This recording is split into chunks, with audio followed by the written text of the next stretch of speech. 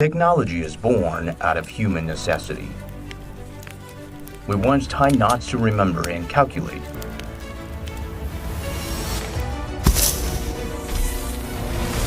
Today, those same ideas run through silicon. We once pulled strings to make things move.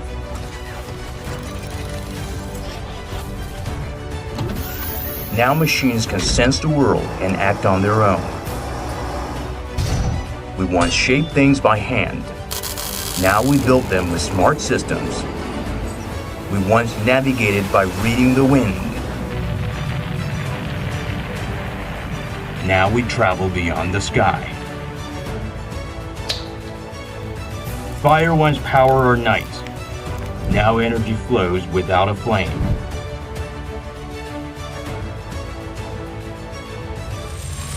Technology is how civilization carries itself forward. This is the Tech Review 2025, only on CGTN.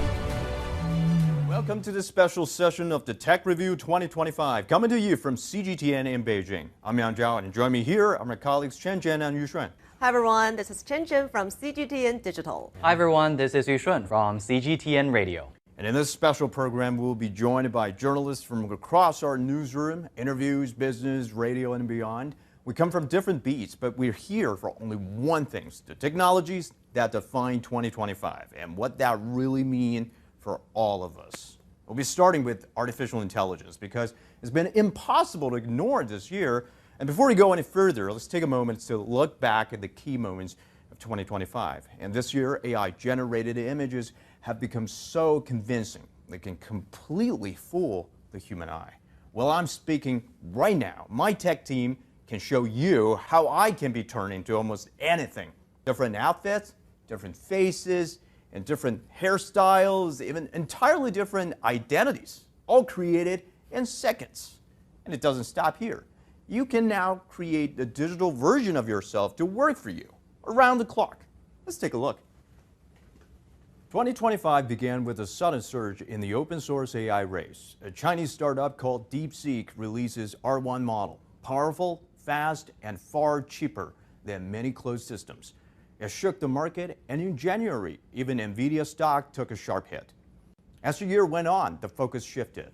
AI has no longer just about chatbots. The big story became Agentic AI, digital workers that can plan, decide, and carry out complex tasks on their own. Companies like Microsoft and Salesforce moved quickly to bring these AI agents into real workplaces. In August, OpenAI unveiled a GPT-5, described as the multi-model system with stronger reasoning and natural voice interaction.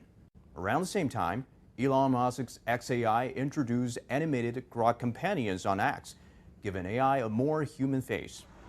Google also made headlines with a breakthrough it called Nano Banana, a tool that lets users edit images simply by giving instructions while keeping characters consistent across scenes.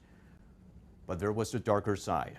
These tools also flooded the internet with low-quality AI content and dangerous fake news.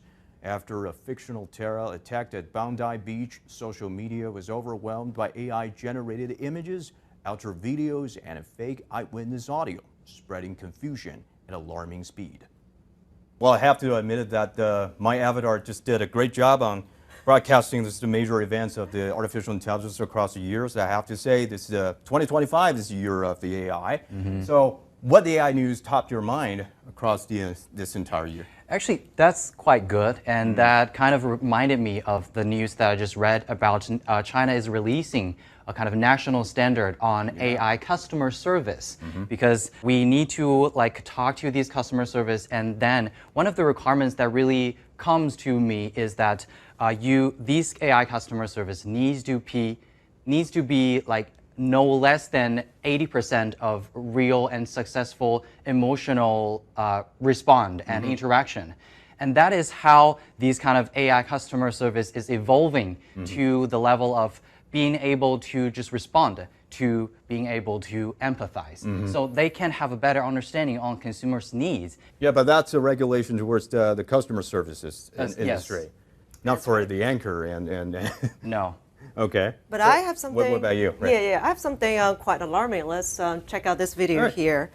Yeah, so what we're looking at is this cute panda, right? It's a brown panda, but it's overly flexible and with its radar-like ears and darting eyes, and that really looks like a real panda named Qizai in China. And this video went viral on social media. So reporters went into investigations and found out that this is actually a deep fake. Okay. So, but the original creator marked it as AI generated. But on social media, you know, once it went viral, people reposted that watermark. That's not a watermark. That label does not go with the video. So that's how people thought that could this be the real panda, and that really deceived people's eyes. So I think that really brings into an alarming moment about how we deal with these AI-generated content. Yeah, of course. Actually, from the previous news, as you just mentioned, now we are having so many these kind of content that may deceive people's perspective. And actually, the dictionary, Merriam-Webster, named slop, AI slop, as one of the as the word of the year this year, and that is, I think, reflecting the fact that we are having a lot of these low-quality AI-generated content, and we need to have that kind of perspective to really know and tell and identify the real and the false information that these things are generating for us. And all of those slops contents will be used as resources to feed back to feed the artificial intelligence. So we have no idea what's going on next, right? Traditional search engines facing a huge challenge from the artificial intelligence. And just like my digital twins just mentioned, the AI in 2025 is moving beyond chatbots. And how do you view this the agentic AI, where this agent, how do you view these new tools in your work? How do you use that agent in your works and your daily life? Well, I haven't officially deployed any agent for me. Of course, I would hope to have one, but it is, I cannot think, call that agent yet, right? This is just agentic AI. They are becoming more and more like an agent and do things for you. For example, this newly AI phone released by ByteDance and ZTE, the Doubao AI phone. It can actually go into the apps of almost every mobile app on your mobile phone and operate on your behalf. And that's also, again, another alarming moment. So that raises the awareness of a lot of apps, including WeChat and Alipay. That goes into your personal securities, information security, and a lot of security issues. So I think, yeah, as we enjoy these benefits from these agentic AI, we still need to put a question mark, and as well as a huge, we need to pay attention to this governance about AI tools. So Yushun, what about you? How do you use these AI tools in your daily work? Yeah, because I usually do a lot of stuff about like audio and podcast things, right? So I'm more used to listening to something. So whenever I need to like summarize a lot of things, because they can generate things in the form of, let's say, summary, podcast, video, and everything that you just want. So for this show, I prepared a lot of information and then I put in some website links, videos, and then audios, put them together and press that one button, and then it generated an AI podcast for me. Let's take a listen. Okay. Welcome back to the Deep Dive. Today, we're going to try and cut through some of the noise around artificial intelligence. We've got a huge stack of sources here, and we're focusing on how AI is actually moving from the lab into the real world, specifically these commercially viable and even life-saving applications coming out of China right now. Media disruption. Yeah, media is the obvious one. And the most visible sign of that disruption is the AI news anchor. We're so far beyond simple text-to-speech now. Oh, miles beyond. These are sophisticated digital avatars. They're modeled on real people, and they synthesize speech, facial animation, body language, all using these advanced algorithms to produce something incredibly lifelike. And they're getting genuinely good. I mean, the tech has leaped from just a static presenter. Wow. Right? They're saying... The AI is saying they are getting genuinely good. Yeah.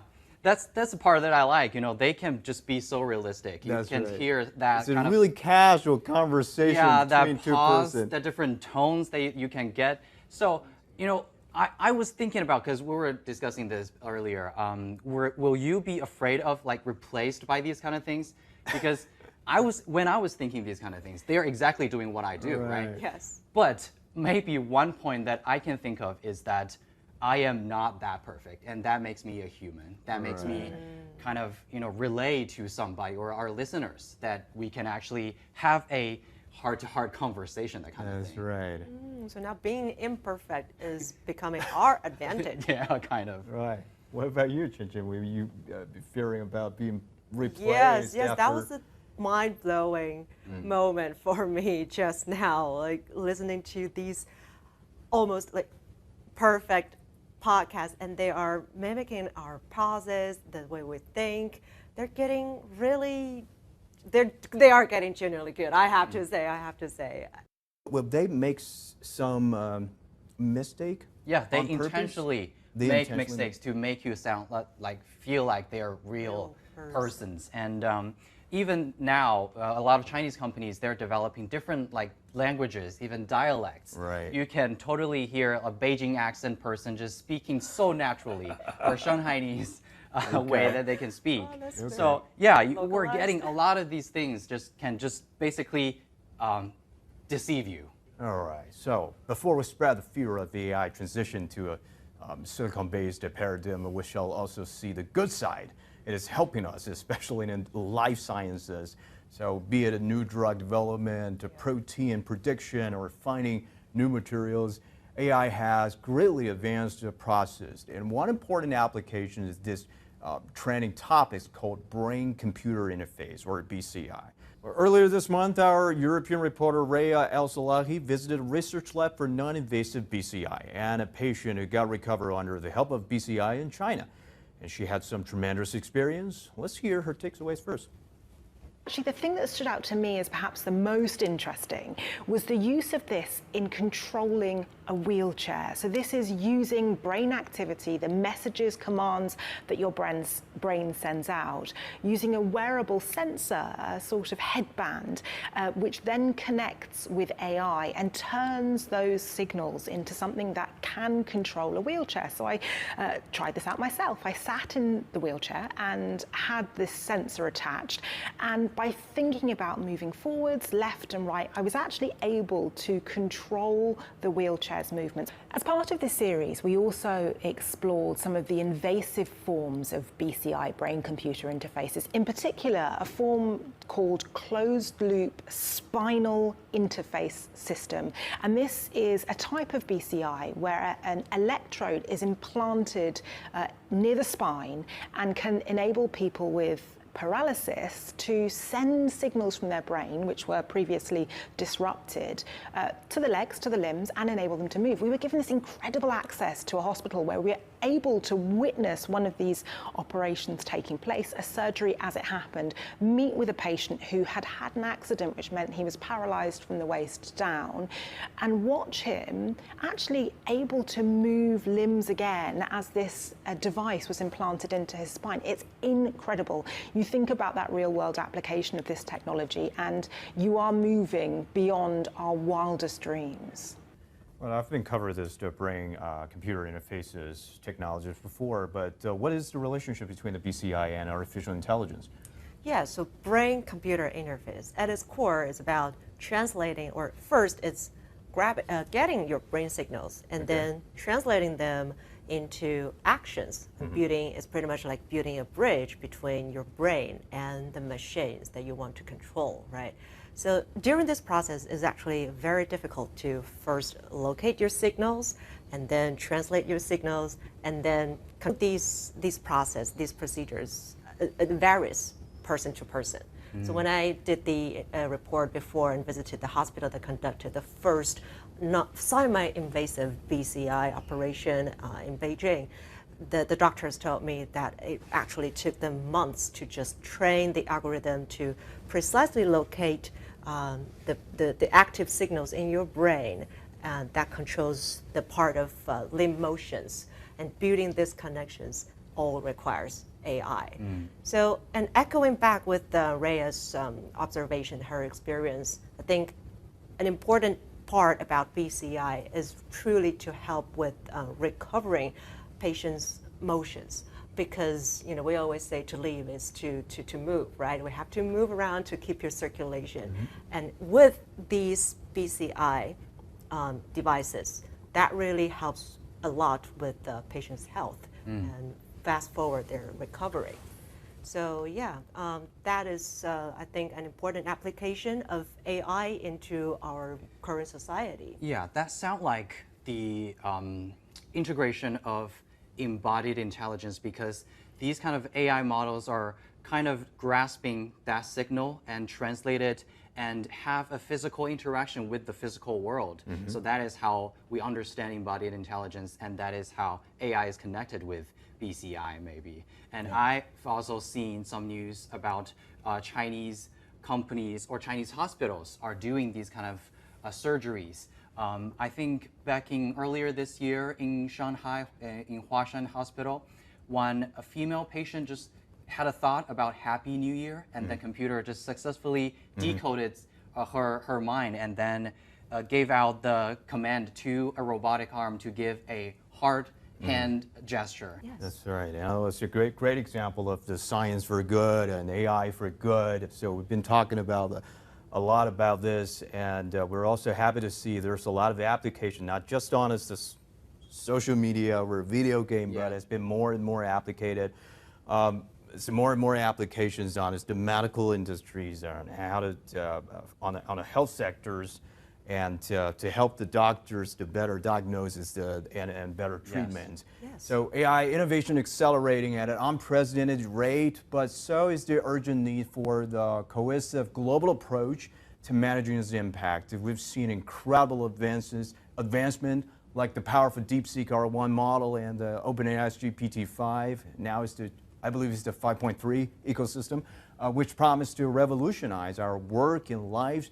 And however, the rise of AI slop and dangerous deepfake misinformation has underscored the critical need for robust governance frameworks. So this is why initiatives like China's proposal for the World Artificial Intelligence Cooperation Organization and call for a UN-centered AI governance structures are gaining significant global attention. So this year, China also proposed a global governance initiative, actively trying to address these multifaceted challenges. We have also talked to experts who are hoping to shape the framework that is more open, inclusive, and effective.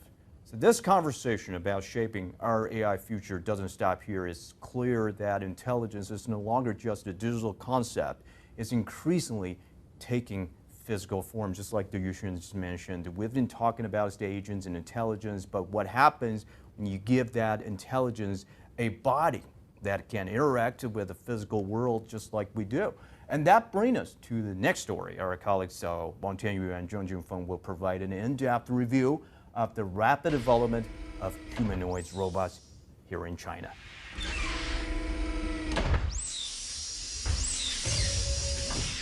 Hello and welcome to this section. I'm reporter Wang Tianyu, and beside me is our anchor Zheng Junfeng. I'm Junfeng, happy to be here to talk about China's robotics. Yeah, we are coming to you from a very cyberpunk virtual setting, and that is very cool. And that is perfect for our discussion today, which is about one of the hottest topics in China so far this year. If you're following China's tech scene, you will know that the humanoid robot sector has really taken off. And today we have a very special guest coming to our studio. Come on in. A humanoid robot. Looks very cute. Hi. Name is Lumi, and I will ask him some questions. Lumi, hi. Can you introduce yourself? I'm LinkCX2, a humanoid robot from Agibot. Nice to meet you. Nice to meet you. What can you do? I can do exhibition guiding, dance, tai chi, and play games like rock, paper, scissors. Tai Chi. Lumi, are you a boy or a girl? I'm your robot friend, and I don't have a gender. What gender would you like me to be? Which gender do you prefer?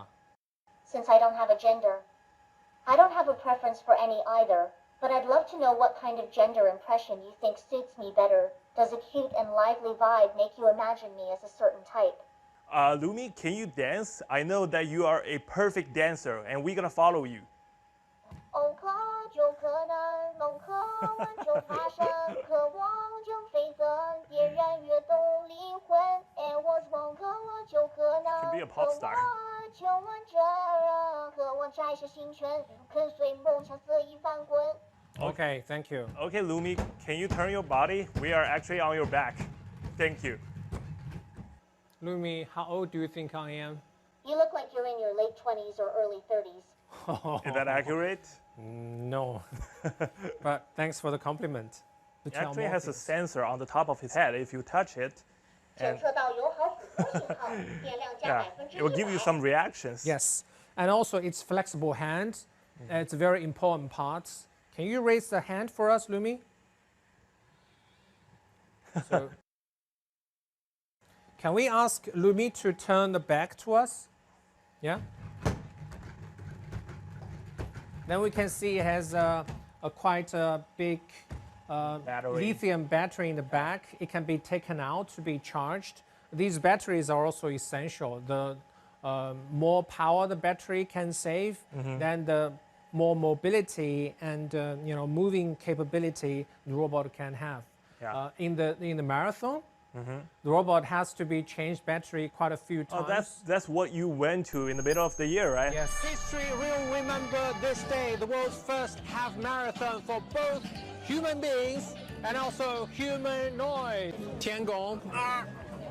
It's like a baby.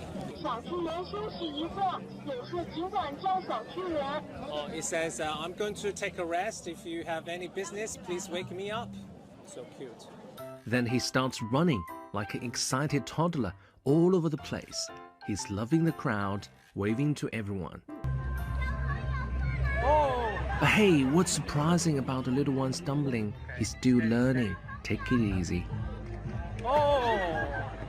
This young girl watches little giant with wide-eyed worry. Children befriend robots on sight. And some small robots like this. It's Naja. And this. Although it's quite small, it's got everything actually. The legs, the arm, the smart hands. Were made for that purpose. To connect, to entertain, and to teach. What can she do? Can she take care of me when I'm old? Or even before I'm old? With your permission, okay, a little bit. Oh, wow. Yes. My heart is half broken when I see her move. I'll wait for the day her movements to match her name, Huan Huan, scientific fantasy. They may not be perfect, but it's a good way to get them out and test what's good and what's not. We first catch up with N2.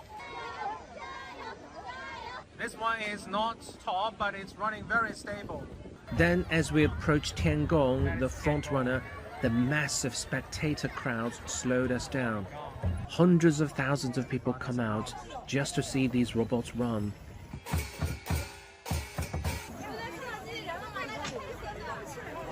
At 2 hours 40 minutes, Tiangong crosses the finish line amid roaring cheers. History will remember this moment for Tiangong, for all 20 brave robots and every child. You've also visited a number of humanoid factories, right? Exactly, and we have some footages to show our audiences for that. And as you can see right now, it's a robot riding on bike. This is actually its last version. Yeah. And this is me training a robot, and it's like a training yard for the humanoid robots. And you can see a lot of employees are training them each by each. So they can use their flexible hands to pick things up, right? Exactly. So the robots are actually learning from the human beings. So the robots follow the human beings, what the human do, and the robots will just learn. And you can see the humanoid robots can make breakfast, cleaning your kitchen in the near future, maybe. Yeah. And I can see the Oh, I can totally imagine that future scene, like a little helper zipping around the kitchen. This voice is actually from Lumi. He's not there, but right now. Anyways, this is a marathon that you went to, right? Yeah. How was that? It was phenomenal. So many people were paying attention to it. It really tested humanoids' mechanical capabilities. You know, how fast they can run, what's the durability of their joints, of their vision, of their controlling system. It's a very exciting, enthusiastic atmosphere, and so many people are impressed. Yeah, you see, there's a delivery bot sending the gold medals to the bots that winning the marathon. Delivery bots, all those bots that serve people in restaurants or delivery goods or boxes in hotels are very mature markets. Actually, we have a colleague from Europe, our Europe headquarters, who has been to China several times to do the report on the humanoid robots. She has been to some robot companies. She's very impressed, and this is what she has to say to us. But actually seeing how that works in China, getting the chance to meet some of the experts who are behind these technological advances was incredibly exciting for us. So we arrived in China and almost straight away you see how digitally savvy the country is, how comfortable people are with, for example, having a robot deliver your takeaway in the hotels. That's something that across most of Europe we are not used to. So the novelty of that was very exciting. And one of the things across the board that we learned was that there is a bottleneck issue that is perhaps creating a bit of a challenge to get humanoid robots out into the real world. And that issue is replicating the dexterity of the human hand, because you think about how much we're able to do with our hands, the weight we're able to hold with them, and that is incredibly difficult to replicate in a humanoid robot.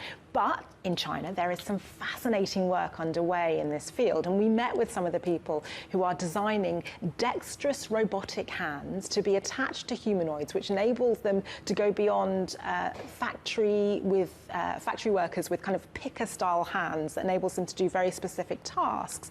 Well, you know, Junfeng, Ria has mentioned a very good point that we already have a lot of delivery bots in the hotels, restaurants, robotic arms in the factories. Why do we still need a machine that looks like us? I think emotional connection is what really matters. Human beings in the future do not just need something that can help them do the work. They also need something that can connect to themselves, that look like us, that can connect us in all kinds of emotions. In sci-fi movies for generations, we were told that robots in the future can do that. You said that many robots can do different kinds of jobs, but humanoid robots do have their value in our future, because I believe that the form serves purpose. So some purpose of the robots are in factories, are doing some other delivery jobs, but some forms of robots are for our emotional connection. I mean, currently in China, there are a small group of humanoid robots that have been already tested in the factories, but that's just a test. We have some footages to show you about China's manufacturing power. This is a car company, one of the new EV companies in China, very young, just 10 years old. And you can see everything it's automatic. You can see there's a moving pad, so many robotic arms. This looks just like the Transformers. Yes, we've got used to such things. You know, it's high-end manufacturing. But you can see there are still some workers in the streamline doing some inspection jobs or sorting some small things out. They don't have to do the heavy jobs because the machines, the robotic arms have already taken that. But there are some small flexible jobs, just like inspections, just like the check. One, along with the cargo resupply mission Tiangong 9. We saw history made not just by the youngest technonaut ever, but also by 4 tiny pioneers, the mice, the first rodents to leave on the station. So what's new aboard the Tiangong? Let's hand it over to my colleague Sun Ye in Taikaba for the details. Hello, Yiling. Hello, Wu Lei. Hello. Tiangong got a lot fancier and comfier this year. It has better exercise equipment. Taikonauts can do crunches, sit-ups, weightlifting, you name it. But the feature that really stole the show, a hot air oven that can roast chicken wings, grill beefsteaks, and even bake cakes. Hey, our chicken wings are ready. Let's have a try. Thank you. Space barbecue for real. A lot more were delivered to Tiangong this year. There are the upgraded new spacesuits already in use. And there have been quite a few interesting visitors. In April, zebrafish in a small fish tank ecosystem went up to be stationed with the Shenzhou 20 mission. And in October, The 4 by now famous mice pioneers, whose every movement in space is closely examined, stayed almost 2 weeks in the space station, longer than expected. And the study is aimed to eventually help people live really long-term in space, in a healthy and happy way too. That sounds exciting, Taikobot. But as you know, space travel is as challenging as, well, rocket science. In November, the Shenzhou 20 crew faced a speed bump. The Shenzhou 20 crew faced a speed bump this year when they discovered the window of the Shenzhou 20 spaceship cracked, likely caused by space debris. Right. This triggered the command center to activate a never-used-before emergency plan. Xingye, you were on site covering the return of the Shenzhou 20 crew on board the Shenzhou 21 vehicle. What was that like? It was really unforgettable. We were told that the return mission was postponed just hours after someone from the recovery team told us that everything was set for the Shenzhou 20 crew to return back to the Dongfeng landing site. And by then, the two crews had already completed their handover in the space station, so it was really sudden. And if it were a surprise to us, just imagine what it was like for the taikonauts, for their families, and for the tens of thousands of people involved. And that is also the first time for many of us, obviously me, that the dangers and the injuries space debris could cause got real. But the other thing that really surprised me is that how quickly an alternative plan was put together and put to test. Just 9 days after their original return date, the Shenzhou 20 crew was back safely. 乘坐神舟21号飞船回家. Commander Tiangong said on landing, "The path of human space exploration is not smooth. It's full of difficulties and challenges, and that's exactly why we do it." I've visited the Jiuquan Satellite Launch Center several times over the years, but this November, I witnessed a truly historic moment, China's first ever emergency launch with the Shenzhou 22 spaceship. That's a spaceship that will serve as a return vehicle for the Shenzhou 21 crew in orbit. After less than 20 days of preparations, Shenzhou 22 spaceship was launched into space uncrewed. In a 3.5-hour rendezvous, it docked with Tiangong, bringing it food, medical supplies, fruit, vegetables, as well as devices for fixing the cracked window. This is the world's first operational demonstration of a rapid launch orbital rescue system for crewed missions, a quiet yet critical milestone for sustaining humanity's long-term presence in space. While the crews remained safe in low Earth orbit, China's gaze was already reaching much further toward asteroids. That's right.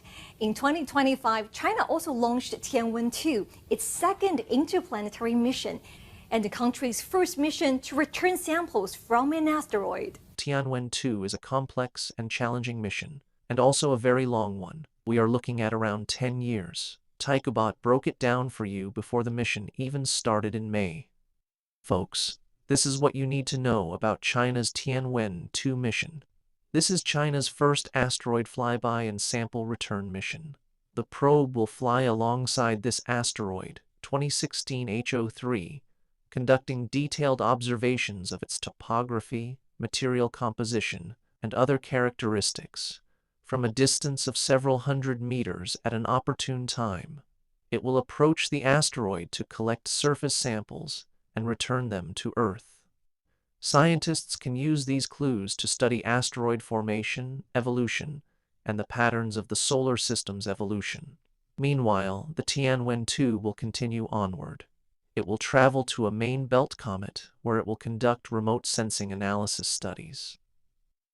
Explainer still good. Tianwen-2 is now well on its mission and has been sending snapshots and updates along the way. I've been keeping track, and happy to report it's on track towards its first destination. And what about the research goals?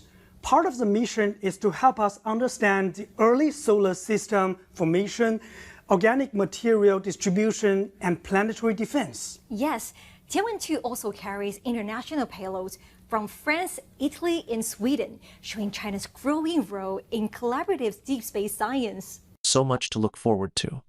Mark your calendars to track Tianwen 2's milestones, or leave it to me. 2025 marked a turning point for China's commercial space industry, not just in launches, but in reusable rockets. Indeed, Chinese commercial launch providers set a record by conducting over 30 orbital missions. And many commercial space companies like Land Space and Space Pioneer also developing their own reusable rockets. Land Space launched its first Zhuque 3 rocket in December. Even though its first stage recovery failed due to an anomaly during descent, the core mission succeeded. Second stage reached orbit and critical flight data was gathered. And in December, the Long March 12A had its maiden flight. The rocket also has a reusable first stage booster. Wow, it's like the commercial sector has gone on high gear. You know, these companies have been developing their technologies for years.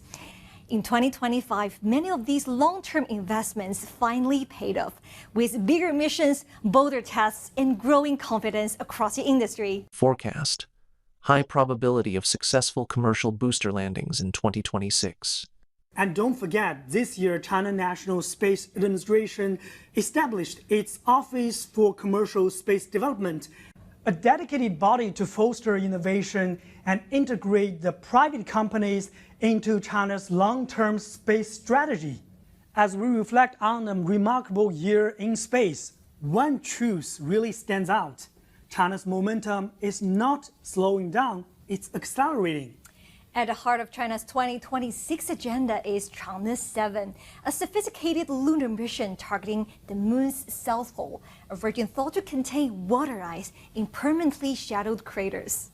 Chang'e 7, together with Chang'e 8, will form the basic model of the International Lunar Research Station, setting the stage for long-term scientific collaboration and human presence on the moon. Meanwhile, Tiangong continues operations and commercial space launches are scaling rapidly. New technologies from reusable rockets to deep space navigation are moving from blueprint to reality.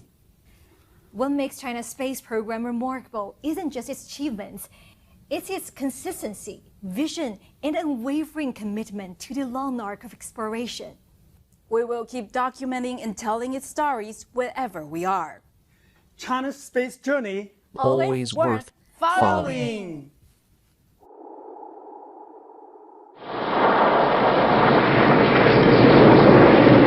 Welcome back to Earth. And standing with me are Yushun from CGTN Radio and Gondra, our tech reporter from CGTN Digital News. We're no longer looking up at the stars. We're out here on the ground, surrounded by wind turbines and solar panels. And that's no coincidence. Clean energy has been one of the biggest tech buzzwords of 2025.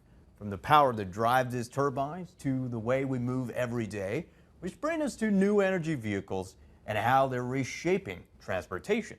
Over 2/3 of the world's EVs are now made in China. This year alone, exports topped 2 million units, nearly doubling last year's numbers. But it's not just about shipping cars. Chinese automakers are aggressively setting up shop with new factories across Europe and Latin America. Now, let's bring you to a mega factory in China to see how these cars are actually built. Let's take a look. In the first half of 2025, a relatively little-known Chinese EV company sold over 220,000 vehicles, skyrocketing to become the #1 best-selling EV startup in China. The automaker is Leap Motor. Its factory in Jinhua, Eastern China, is where I came to find out how it went from under the radar to this fast growth path. It's very dark here, but that's the point. No workers, no lights. This place runs fully on its own. Leap Motor's target market is affordable EVs, with an average price of around 160,000 yuan, or roughly $22,000. Its electronics, motors, and battery packs are all produced in-house.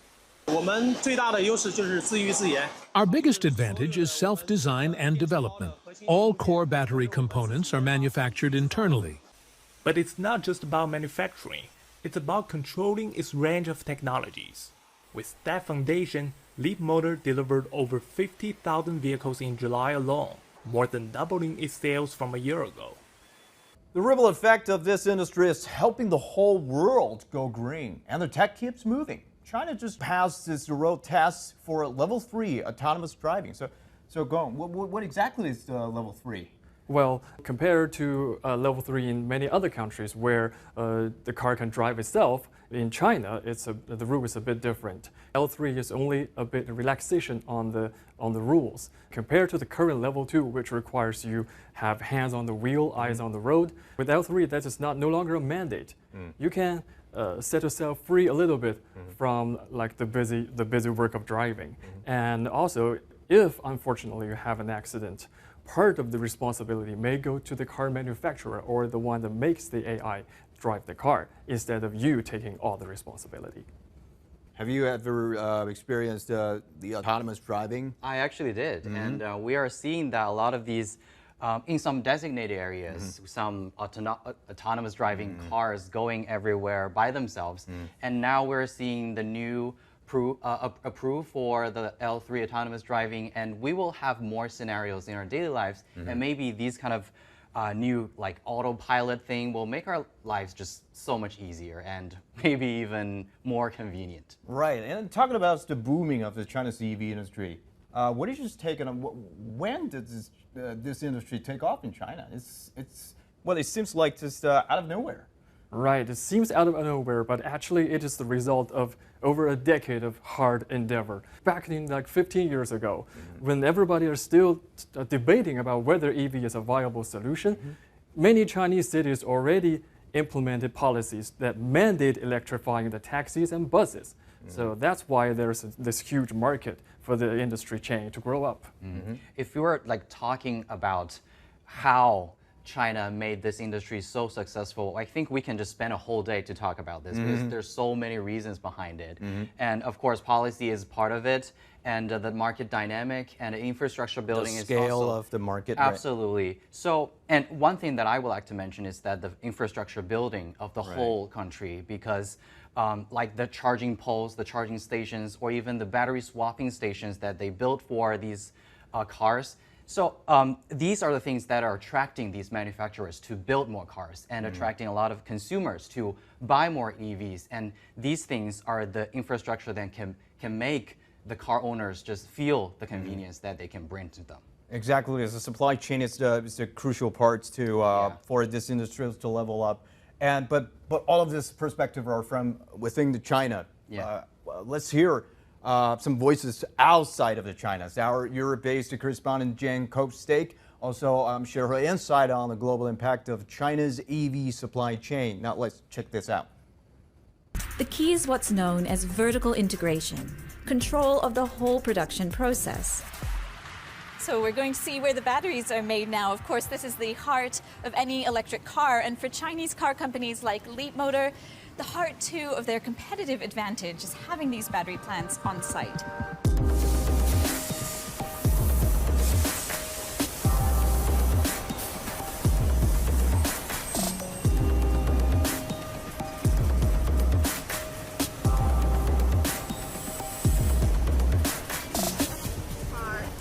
Batteries are not just the core technology of an electric car, but on average 40% of its cost. So how you make them and how efficiently has a big effect on the final price of a vehicle. We saw how Leapmotor buys individual cells and combines them into batteries. That allows it to create its own electronic architecture, the foundation of an electric vehicle. So arguably, this is what makes Leapmotor not just a car manufacturer, but a battery manufacturer too. Because while they're buying in battery cells from other factories around China, it's the way that they put them together, the circuitry and other elements, that they say gives them a competitive and a unique edge. So how did Chinese EV makers get so far ahead? The sheer scale of China's domestic market is one reason. In August 2024, it became the first country to hit 1 million EV sales in 1 month. It was just 24 years ago that total sales of all cars passed 1 million a year for the first time in China. It was achieved with investment in battery research and production, cheap credit, land use permits, infrastructure investment, and subsidies. Sustained investment over many years, an integrated supply chain, no encumbering history, and a relentless focus on innovation have given Chinese manufacturers a head start in the race to the electric future. Well, it's not just about our cars, but the country's massive high-speed rail network is also turning electric. Let's bring back Rhea, who recently traveled from London to China to experience this engineering marvel firsthand. So she's joining us now. Rhea, tell me about your first impression of China's high-speed rail. I appreciate for Chinese audiences, it's probably going to sound pretty crazy to hear someone talking about the shock of stepping on board a high-speed train for the first time. But for me, visiting the country for the first time and exploring much of it on high-speed rail, what struck me straight away was the smoothness of the journey, that you're traveling at incredible speeds, but often you don't even realize that until you look at the onboard ticker, because the journey itself is just so smooth, so quiet. I was able to balance my fan on the seat in front of me without it falling while traveling at speeds of over 250 kilometers per hour without any issue at all. I was really struck by that. Yeah. Also, since high-speed rails is mostly electric, it's a massive part of the green energy transition. How does this network embody clean and green travel from a passenger's perspective? Yeah, it's a really tangible way to get a sense of clean, green travel, because you're taking a journey where actually as a passenger what you're thinking about is this is smooth, quiet, efficient. You're not thinking necessarily about the green credentials, the sustainability of the journey, and therein lies the beauty of this sort of transport. If it's passenger focused, it's about ensuring people are comfortable, and people are comfortable whilst also enabling them to travel in ways which often has a far lower carbon footprint than traveling the same distance by plane or car. I think what is really important to consider is that when it comes to modes of transport, what's the most important thing for people taking those journeys on a regular basis? Actually, it's cost, it's comfort, it's speed, all things that China's high-speed rail network does impeccably well. So I think you have this incredible focus on ensuring that people traveling are really comfortable, and that in turn makes you think about, well, why is this so much easier a journey than I'm used to perhaps here in London, for example? Rhea, building a massive rail network often raises environmental concerns. So based on your observation, how is China balancing infrastructure growth with the need to minimize ecological footprint? There's another element, which is the infrastructure that has enabled these high-speed trains to run so smoothly across much of China. And you see these huge bridges all over the place that these trains need to run at such incredible speeds. And instantly you think about how many of the concerns for the environment, about building some of these networks in Europe could be, well, swept away when you think about the fact that the impact on the environment where this infrastructure is being built is minimized by having bridges that these trains are run on. So I think there's a huge amount for all of the world to learn from the way that China has implemented, and with such speed, high-speed rail across the country. Well, thank you, Rhea, with our CGTN Europe team, and also to our viewers. What do you think is the secret sauce behind China's green energy boom? And let us know in the comments. So behind the push to fully electrify transportation is something much bigger. It's the energy revolution. Well, according to the think tank Amber, a historic milestone was reached for our world this year. Global renewable energy generation has officially overtaken coal, and China is the engine room of this revolution. In the first half of the year, China accounted for 55% of all new solar and a staggering 82% of all new wind power globally.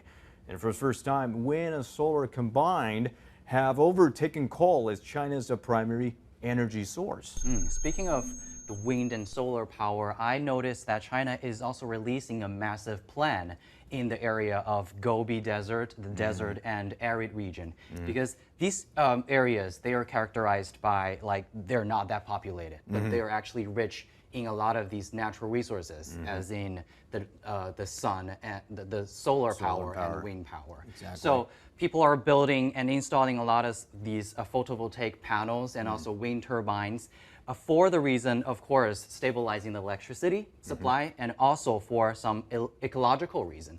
Because with all of the installation of these panels, they can actually reduce the wind speed and also lower the water evaporation rate by about 15% to 30%, and then decrease the sand carriage by approximately 50%. Yeah. So that is actually a huge help to curb the problem of land desertification. I know what you're saying. This is some of the desert which has been deployed solar panels have been turning green right now. That's just because of people have to wash, have to clean all of the solar panels, and their water have been reserved in the soil. Another win-win situation. That's right. It's a win-win situation. But also, as we are using more and more renewable energies, the human is also seeking the ultimate goal or the ultimate energy, which is nuclear. So what can you bring us? Right. You've heard of the solar farms and Three Gorges Dam in China, but this country's nuclear game is also reaching new heights. The country has finalized designs for the 4th-generation reactors and successfully tested the Linglong 1, the world's first commercial small modular reactor. Meanwhile, on the artificial sun front, projects like the BEST and EAST are pushing the boundaries of fusion tech. Our HL3 tokamak has also hit the mark of 100 million degrees in temperature, putting China at the absolute cutting edge. Well, thank you, Gongzhou and Yushun, for both of your insight. As we come to the end of this year's journey through technology, one thing is clear. 2025 wasn't just about faster machines or bigger numbers. It was a year when AI learned to understand us better, when robots began to move, see, and interact like never before, when humanity pushed further into the sky and beyond, and when energy, cleaner, smarter, and more resilient, became the foundation of future growth. And that'll bring us to the end of this show. This was our year in technology, and the next chapter is just beginning. This is the Tech Review 2025. Thanks for watching, and bye for now.